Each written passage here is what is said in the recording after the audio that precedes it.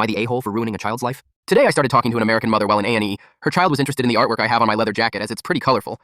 The mother mentioned that her daughter's name was Grain, so I assumed for a while that she was another mother who wanted something special to call her child. I remarked that it was a unique name and that I'd never met anyone called Grain before.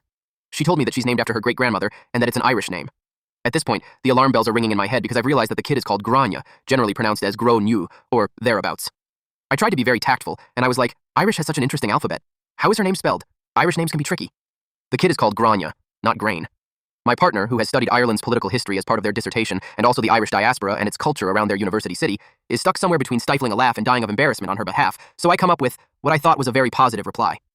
I said, an old-school name and a more modern pronunciation. I think that's a great way to pick names. I would like to point out that I do not like the name Grain for a child, nor do I like the way the pronunciation was butchered, but I was trying to be tactful and positive.